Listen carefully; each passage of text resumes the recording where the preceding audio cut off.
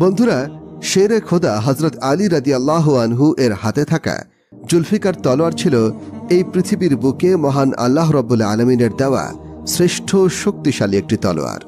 জুলফিকার তলোয়ারের ক্ষমতায় হযরত আলী রাদিয়াল্লাহু আনহু এক যুদ্ধে 20,000 জিনকে হত্যা করেছিলেন, অথচ ইতিপূর্বে জিনদের হাতে সাহাবীরা নিহত হয়েছিল।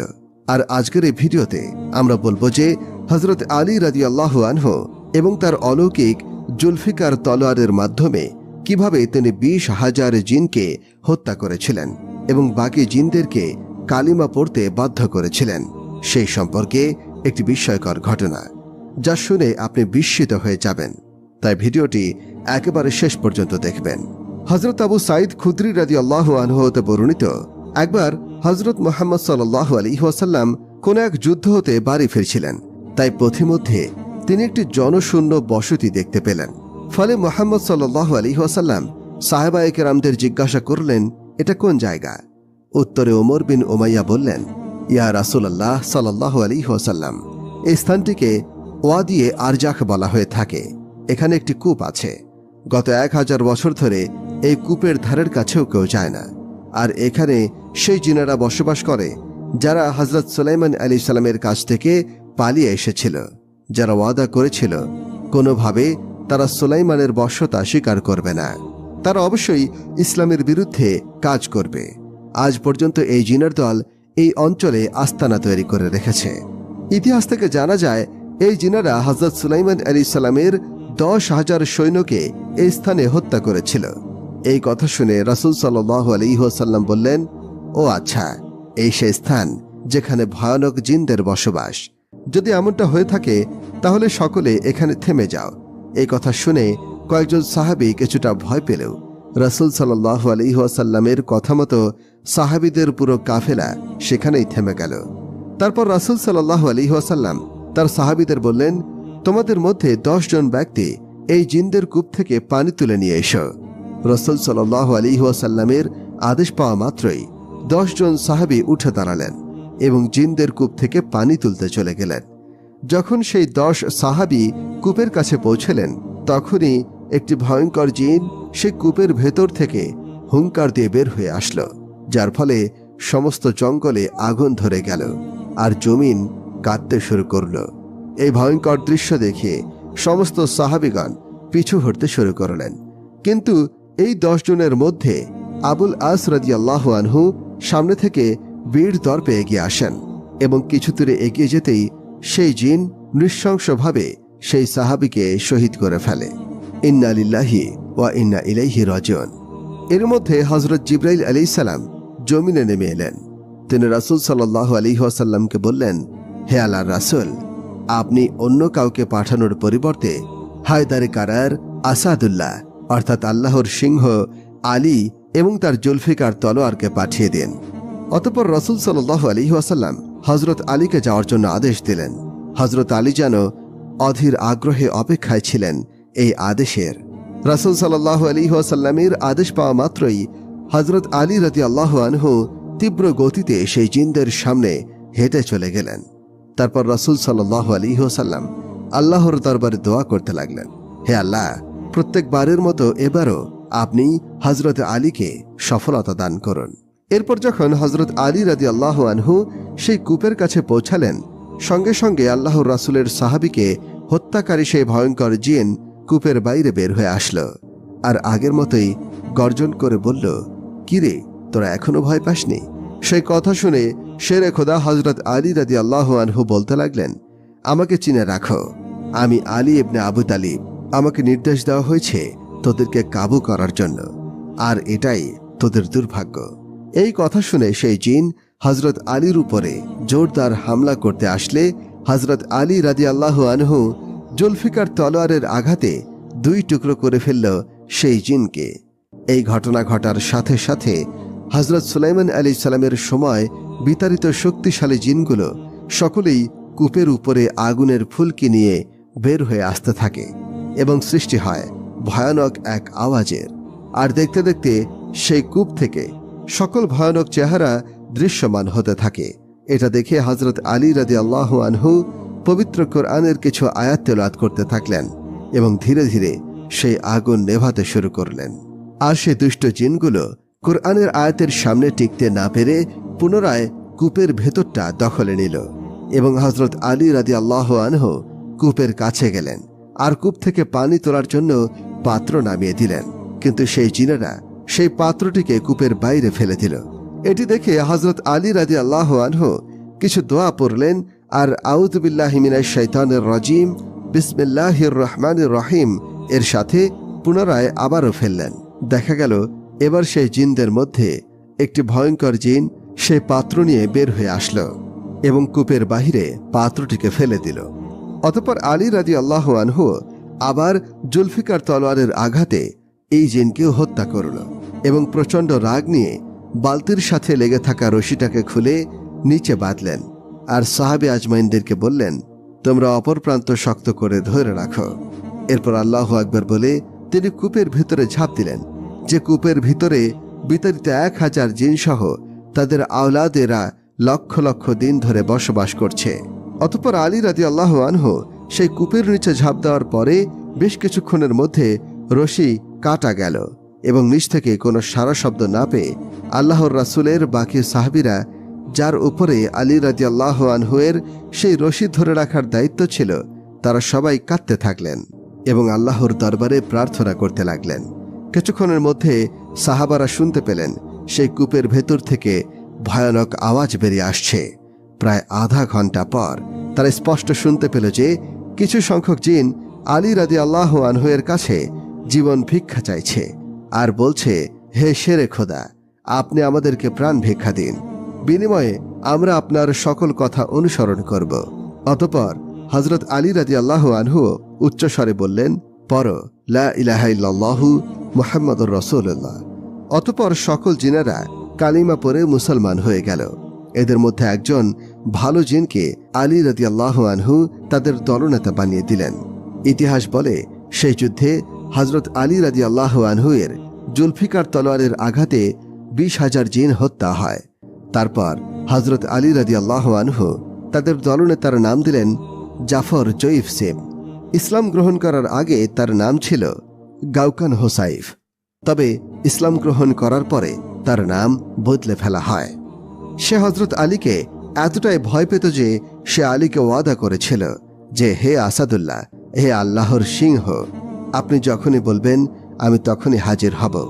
এমনকি কারবালার ময়দানে কঠিন মুসিবতে যখন হযরত আলী রাদিয়াল্লাহু আনহু এর কলিজার টুকরা ইমাম হোসেন রাদিয়াল্লাহু আনহু শহীদ হতে যাচ্ছিলেন, এই পরিস্থিতিতে সেই জিন এসে উপস্থিত হয়েছিল এবং এই জিন বলেছিল, ইমাম হোসাইন, আপনি আমাকে অনুমতি দিন, আমি কারবালার সকল শত্রুকে দমন করে আসি। এটা ছিল সেই মুহূর্ত যখন কারবালার ময়দানে শত্রুরা চারদিক থেকে ঘিরে ফেলেছে, আর সে সময় জাফর জিন নিজের সমস্ত কাজ ফেলে ইমাম হোসাইনকে সাহায্য করার জন্য কারবালার ময়দানে পৌঁছেছিল। তখন ইমাম হোসাইন রাদিয়াল্লাহু আনহু জাফরের কথার উত্তরে বলেন, হে জাফর, এই ময়দান আমার কাছ থেকে আমার ছোট আজগর কেড়ে নিয়েছে, চলে গিয়েছে আমার আকবর গাজী এবং সমস্ত সাথীদেরকে আমি হারিয়েছি। আমি তোমার উপর খুশি হয়েছি, কিন্তু আমার নানা জানের খাতিরে আমার নিজেকে এখানে কোরবানি দিতে হবে। আল্লাহু আকবার। হযরত ইউসুফ আলাইহিস সালাম ছিলেন হযরত ইয়াকুব আলাইহিস সালামের 11তম পুত্র। হযরত ইয়াকুব আলাইহিস সালামের জন্মভূমির নাম কেনান, যা বর্তমান ফিলিস্তিনের একটি অংশ। পরবর্তীতে এই অঞ্চলটি হিব্রন এবং খলিল নামেও পরিচিতি পায়। হযরত ইয়াকুব আলাইহিস সালাম তার 12 পুত্রদের মধ্যে তার 12 পুত্রকেই অনেক স্নেহ করতেন, আর ইউসুফ আলাইহিস সালাম মূলত তার সৌন্দর্যের কারণে সবারই বেশি স্নেহ পাচ্ছিলেন, যা তার সৎ ভাইয়েরা সহ্য করতে পারছিল না। তাদের ধারণা হলো যে তাদের পিতা তাদের চেয়ে ইউসুফ আলাইহিস সালামকে বেশি ভালোবাসছেন। তাই তার ভাইয়েরা শিশু অবস্থাতেই হযরত ইউসুফ আলাইহিস সালামকে তার পিতার কাছ থেকে দূরে সরানোর চক্রান্ত করতে শুরু করল। একদা 10 জন বিমাতা ভাই মিলে ইউসুফকে হত্যার ষড়যন্ত্র বাস্তবায়নের জন্য তাকে জঙ্গলে নিয়ে যাওয়ার উদ্দেশ্যে প্রতারণার আশ্রয় নিল। তারা একদিন তাদের পিতা ইয়াকুব আলাইহিস সালামের কাছে এসে ইউসুফকে সাথে নিয়ে পার্শ্ববর্তী জঙ্গলে আনন্দ ভ্রমণে যাবার প্রস্তাব করল। তারা পিতাকে বলল যে, আপনি তাকে আগামীকাল আমাদের সাথে প্রেরণ করুন, সে আমাদের সঙ্গে যাবে, তৃপ্তিসহ খাবে আর খেলাধুলা করবে, এবং আমরা অবশ্যই তার রক্ষণাবেক্ষণ করব। জবাবে পিতা বললেন, আমার ভয় হয় যে তোমরা তাকে নিয়ে যাবে আর কোনো এক অসতর্ক মুহূর্তে তাকে বাঘে খেয়ে ফেলবে। তারা বলল, আমরা এতগুলো ভাই থাকতে তাকে বাঘে খেয়ে ফেলবে? তাহলে তো আমাদের সবই শেষ হয়ে যাবে। সূরা ইউসুফ আয়াত 12-14। উল্লেখ্য যে কেনান অঞ্চলে সে সময় বাঘের অত্যন্ত উপদ্রব ছিল। হযরত আব্দুল্লাহ ইবনে আব্বাস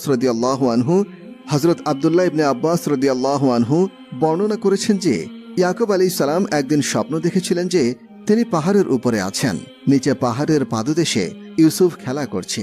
হঠাৎ 10টি বাঘ এসে তাকে ঘেরাও করে ফেলে এবং আক্রমণ করতে উদ্যত হয়, কিন্তু তাদের মধ্য হতে একটি বাঘ এসে তাকে মুক্ত করে দেয়।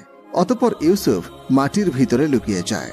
ইবনে আব্বাস রাদিয়াল্লাহু আনহু বলেন যে উক্ত স্বপ্নের ব্যাখ্যা অনুযায়ী ইয়াকুব আলাইহিস সালাম তার 10 পুত্রকেই 10 বাঘ বলে গণ্য করেছিলেন, কিন্তু তাদের কাছে রূপকভাবে সেটা পেশ করেন যাতে তারা বুঝতে না পারে কর্তব্য।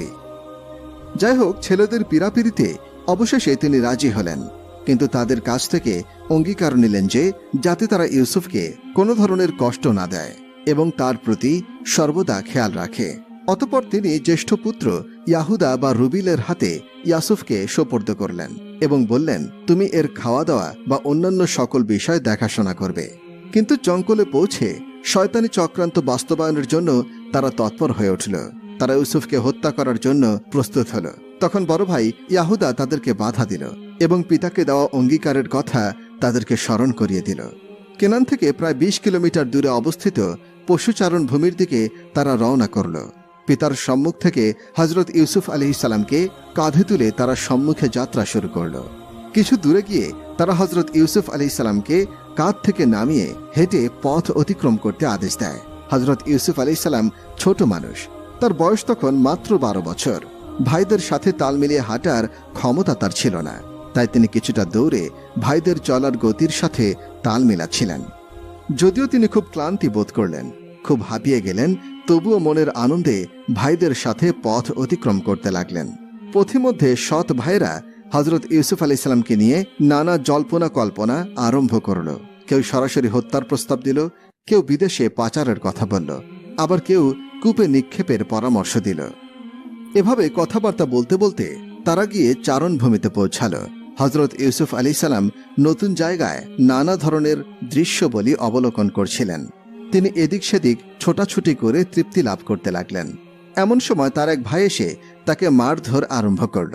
কিছুক্ষণের মধ্যেই আরও 2 ভাই এসে হযরত ইউসুফ আলাইহিস সালামের প্রতি বেদম অত্যাচার শুরু করল। এমনকি তাকে পাথর দিয়ে আঘাত করতেও ছাড়ল না। তার শরীর ক্ষত বিক্ষত করে দিল, মাটিতে উপর করে ফেলে পা দিয়ে আঘাতের পর আঘাত করল। হযরত ইউসুফ আলাইহিস সালাম অত্যন্ত কাকুতির সাথে বললেন, তোমরা আমাকে এভাবে মারছ কেন? আমি তো কোনো অন্যায় করিনি। তোমরা পিতার নিকট আমার নিরাপত্তার ওয়াদা করেছিলে, এখন অত্যাচার আরম্ভ করে দিলে। এটা কি ওয়াদা ভঙ্গের শামিল নয়? তোমরা আমার ভাই, আমার প্রতি তোমাদের কোনো দয়াময় নেই? তোমরা আমাকে আর মেরো না, আমি আর সহ্য করতে পারছি না। এক ভাই তখন বলল, তুই নাকি স্বপ্নে 11 নক্ষত্র আর চন্দ্র সূর্যকে দেখেছিস, তারা নাকি তোকে সেজদা করছে। এখন তাদেরকে ডেকে রক্ষার ব্যবস্থা কর দেখি, আমরা তোকে মেরে ফেলব। এই বলে তারা অত্যাচারের মাত্রা আরো বাড়িয়ে দিল। অন্যান্য ভাইয়েরা এই দৃশ্য দেখে বিলাপ করছিল, কেউ কোনরূপ বাধা প্রদান করল না। দীর্ঘ সময় পরে ইয়াহুদা এসে বলল, তোমরা ওকে মারছ কেন? এভাবে মারধর করার কথা ছিল না। তোমাদের যা ইচ্ছা তাই করলে নিজেদের মধ্যে কলহের সৃষ্টি হবে। তোমরা ইউসুফকে গভীর একটি কূপের মধ্যে ফেলে দিয়ে আমরা চলো ফিরে যাই, তাহলে সকল দিকে রক্ষা পাবে, আর হত্যার অভিযোগ থেকে আমরা মুক্ত থাকব এবং ইউসুফকেও পিতার নিকট থেকে দূর করা যাবে। পরে তওবা করে আমরা আল্লাহ তাআলার নিকট ক্ষমা প্রার্থনা করব। ইয়াহুদার কথায় সকলের চেতনা ফিরে আসলো।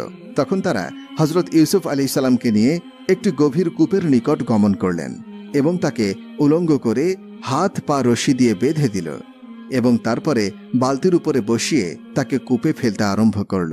হযরত ইউসুফ আলাইহিস সালাম ভাইদের নিকট কাকুতির সঙ্গে কেঁদে কেঁদে জীবন ভিক্ষা চাইলেন। পিতার নিকট তাদের প্রতিশ্রুতির কথা বারবার স্মরণ করে দিতে লাগল। আল্লাহ তাআলার বিধান অনুসারে ন্যায় অন্যায়ের প্রতি তাদের দৃষ্টি আকর্ষণ করার চেষ্টা করল। কিছুতেই কোনো কাজ হল না। তারা বালতির রশি ধীরে ধীরে ঢিল দিতে আরম্ভ করল। বালতি যখন মাঝামাঝি স্থানে পৌঁছালো তখন তাদের এক ভাই অগ্রসর হয়ে ইয়াহুদার হাত থেকে বালতির রশি ফেলে দিল, যাতে বালতি হঠাৎ করে পড়ে গিয়ে হজরত ইউসুফ আলাইহিসসালাম একেবারে মারা যায়। ভাইদের এমন নিষ্ঠুর আচরণের পরে আল্লাহ তাআলা হজরত জিবরাইল আলাইহিসসালামকে পাঠিয়ে দিলেন তার প্রিয় নবীকে রক্ষা করার জন্য। হজরত জিবরাইল আলাইহিসসালাম তৎক্ষণাৎ সেখানে উপস্থিত হয়ে বালতির রশি ধরে ফেলেন এবং হজরত ইউসুফ আলাইহিসসালামকে ধীরে ধীরে কূপের নিচে একখানা পাথরের উপরে অবতরণ করান এবং তাকে বেহেশতি পোশাক পরিয়ে দেন। হজরত ইউসুফ আলাইহিসসালাম নির্বিঘ্নে পাথরের উপরে বসে আল্লাহ তাআলার শুকরিয়া আদায় করেন, কিন্তু তার বৃদ্ধ পিতার কথা মন থেকে মুছে ফেলতে পারলেন না, তাই তার অন্তরের ঢেউ অব্যাহত থাকল। তখন হজরত জিবরাইল আলাইহিসসালাম আল্লাহ তাআলার তরফ থেকে তাকে সান্ত্বনার বাণী পৌঁছে দিলেন, হে ইউসুফ, তুমি ভয় পেও না, একদিন তোমার এই অত্যাচারী ভাইদের উপরে তুমি বিজয়ী হবে। সেদিন তোমার থাকবে আনন্দ আর উচ্ছলতা, আর ওদের থাকবে মলিন ও যাতনাক্লিষ্ট বদন। কিন্তু ওরা এ খবর আদৌ জানে না। আর সেদিন বেশি দূরে নয় যেদিন ওরা থাকবে তোমার অধীন, তুমি থাকবে ওদের মনে। হজরত ইউসুফ আলাইহিসসালামকে কূপ থেকে উদ্ধার এবং কৃতদাস হিসেবে বিক্রি। সূরা ইউসুফের 19 নম্বর আয়াতে রয়েছে কুয়া থেকে শিশু ইউসুফ আলাইহিসসালামকে উদ্ধারের সংক্ষিপ্ত বর্ণনা। তাফসিরের মতে সিরা থেকে মিশরগামী একটি কাফেলা ওই কূপের পাশ দিয়ে যাচ্ছিল। তাদের মধ্যে মালিক ইবনে দবর নামক এক ব্যক্তি পানি সংগ্রহের জন্য ওই কূপে বালতি নিক্ষেপ করেন। বালতি ও সংযুক্ত দড়ির সঙ্গে এ সময় সুদর্শন বালক ইউসুফ আলাইহিসসালাম উঠে আসেন। এতে মালিক উল্লাসিত হয়ে ওঠেন, কারণ সে সময় দাস হিসেবে মানুষ ক্রয় বিক্রয়ের প্রচলন ছিল।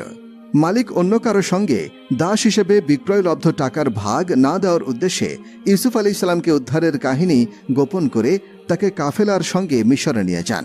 অপর তাফসির মতে ভাইদের মধ্যে ইয়াহুদা 2 দিন কূপে থাকা ইউসুফ আলাইহিসসালামকে খাবার দিয়ে গিয়েছিলেন। তৃতীয় দিন তাকে কূপে না পেয়ে খুঁজতে থাকে এবং ওই কাফেলা তার সন্ধান পায়। কাফেলার লোকদের কাছে তারা ইউসুফ আলাইহিসসালামকে পলাতক দাস হিসেবে উল্লেখ করে এবং তাকে কাফেলার লোকেরা চুরি করেছে বলে অভিযোগ তোলে। ফলে ভীত সন্ত্রস্ত কাফেলার লোকজন অর্থের বিনিময়ে ইউসুফ আলাইহিসসালামকে কিনে নেন এবং মিশরে চলে যান। মিশরের দাস দাসী বিক্রির হাটে সুদর্শন ইউসুফ আলাইহিসসালামের আগমনে সাড়া ফেলে দেয় এবং তার মূল্য ক্রমেই বৃদ্ধি পেতে থাকে। সবশেষে ইউসুফ আলাইহিসসালামের ওজনের সমপরিমাণ সোনা, মৃগনাভি এবং রেশমি বস্ত্রের বিনিময়ে তাকে কিনে নেন আজিজে মিশর, অর্থাৎ মিশরের অর্থ ও খাদ্য মন্ত্রী তুল্য একজন সদস্য। কোনো কোনো বর্ণনায় তাকে মিশরের আমালিকা জাতের সম্প্রদায়ের সম্রাট, বায়াত ইবনে ওয়াসাদের অর্থমন্ত্রী কিংবা ইফতি বলে উল্লেখ করা হয়।